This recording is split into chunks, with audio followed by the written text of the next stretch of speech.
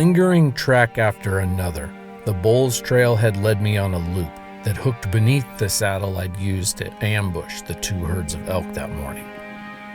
Over the course of minutes and a football field or so, a sickness had overtaken my spirit, and spiraling outcomes took on water with every second, weighing heavier on my shoulders with each carefully placed step. The bull had not stopped and bedded where I had been certain he would. He did not collapse or lay down and expire as I'd expected. He was not weakened to the point that all he could do was amble downhill. No, he was climbing. Blood on the ground amounted to drops the size of split peas, maybe 1 every 5 yards or so. The best thing that I could cling to was the fact that he was now on a game trail, which made the job of tracking a dash more predictable for the moment.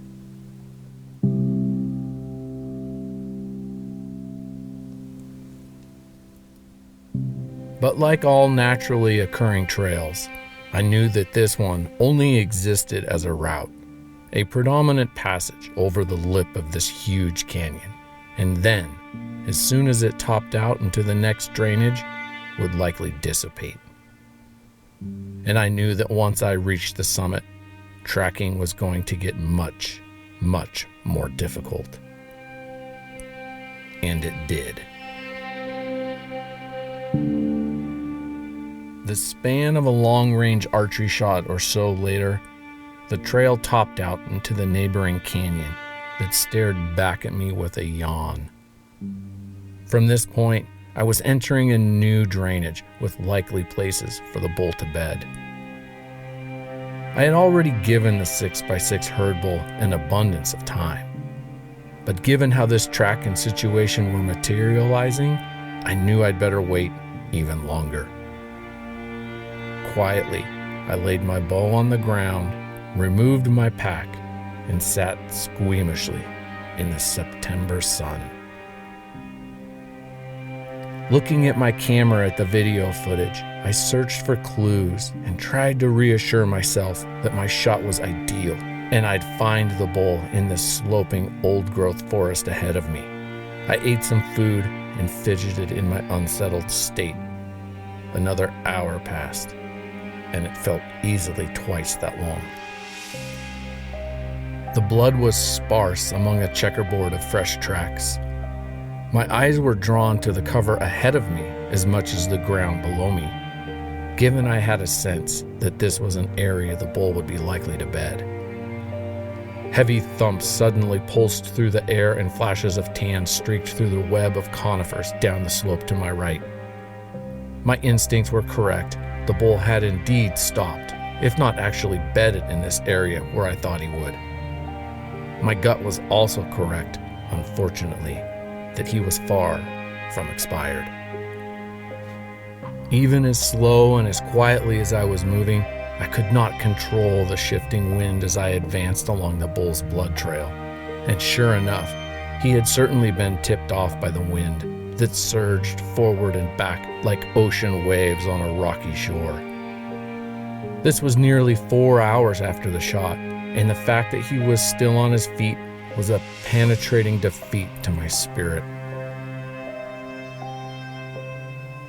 I recalled past tracking endeavors and how much I'd learned from each trail I'd ever followed. I knew that as long as there was blood, even the slightest amounts, I'd be able to stay on the bull. But I also knew that if that blood stopped, it would only be a matter of time before the bull's tracks would mix with others of the same or similar age. And sure as dust in the dirt, I'd lose the trail and the bull for good.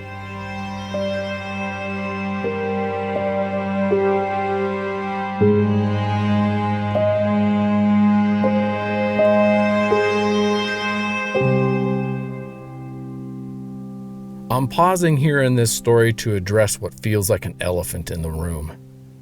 That so many of my essays contain these painstaking, overly involved tracking jobs. And I feel as if every elk I shoot, I encounter an impasse of one kind or another. One could rightfully propose that these are the very examples of the worst of hunting. Some would suggest archery hunting in particular. And I cannot disagree. These are the worst situations for both the hunter and the animals that I, for one, have tremendous sympathy for, in these scenarios especially. So, how do I justify it? Well, a lot of ways. And in many of my podcast episodes, I go into those reasons. But one I want to highlight right now is the realization that took hold of me a few years back, and I think matters most.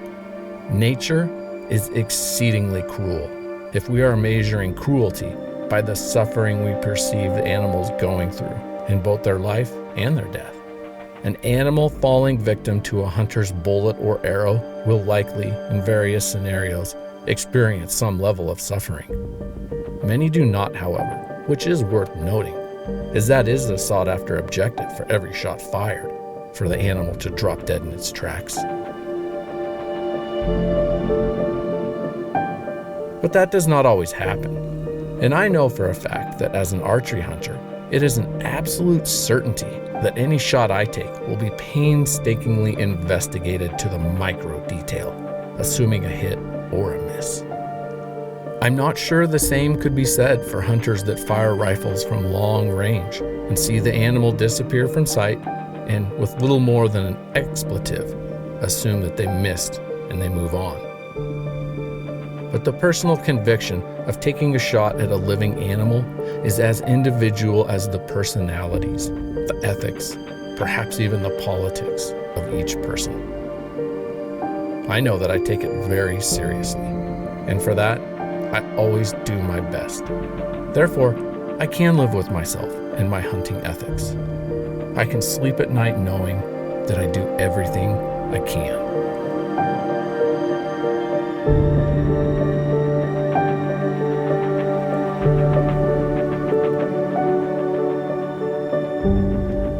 And what a hunter-harvested animal goes through is something that I always hope is as minimal as possible. And I discipline myself to follow through on that. The same cannot be said for nature and what natural outcome awaits every wild animal.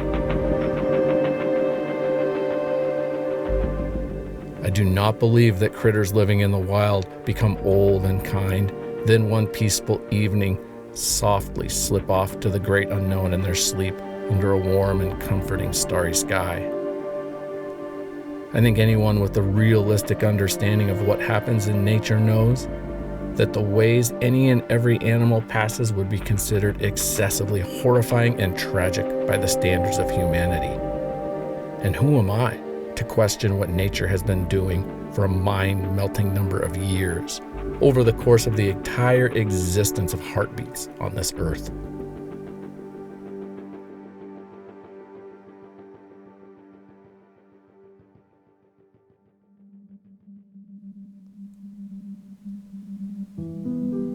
Like countless times before, I lifted the bleached cow pie, stiff as stale toast, and plucked my keys from the dark, root-filled soil beneath it. I unbuckled my backpack and let it fall to the ground behind me without a care. I opened the doors of my truck and began the process of cleaning myself up. From where I'd parked, I could see the entire theater where everything had transpired that day. In the failing light, I could still make out the knob I'd perched, first on and then beside, for the calling encounters that morning.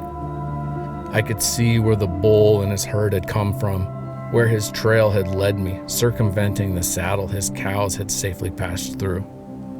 I could see the sparse openings where I'd crawled on my hands and knees, searching for drops of his blood.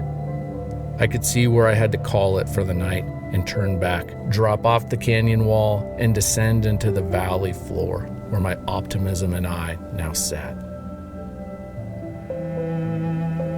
As the moon and my old man rose over the cracks in my windshield that night, I laid my head on a pillow of hope, and I could not get comfortable.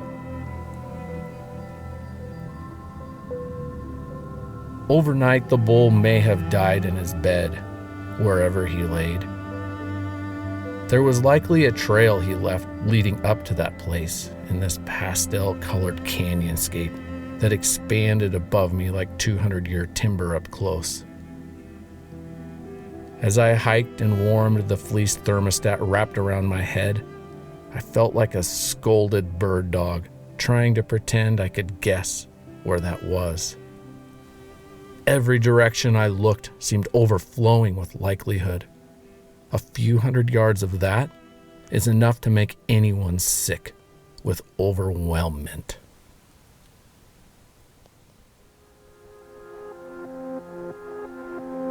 The day before, I'd eclipsed my most involved tracking job ever on an elk I'd shot my arrow into. I'd reached areas so dry with blood that I'd find a speck the size of a BB perched on a pine needle, and I'd set my hat there. Then, I'd continue scanning ahead from practically an ant's perspective, looking for the next pebble-sized clue on a cinder cone volcano. When I'd find that, I'd set my bow there, then walk back to retrieve my hat and repeat.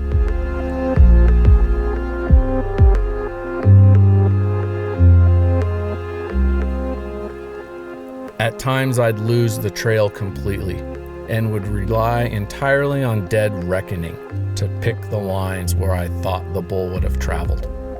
Now here this morning, I was back on the trail, literally crawling along the ground, marking each drop of blood on the forest floor. I knew that with each twinkle of red, I was a few yards closer. Closer to what, however, I could only wish.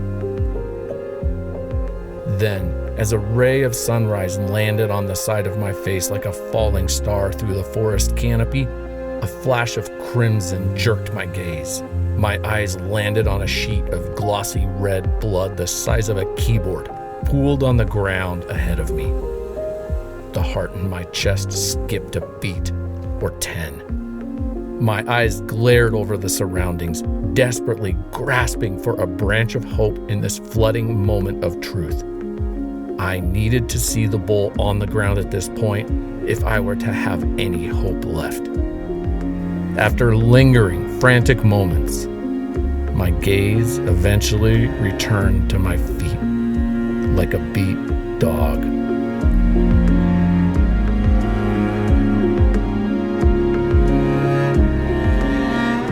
I never found another drop. He was out there in front of me somewhere. But where?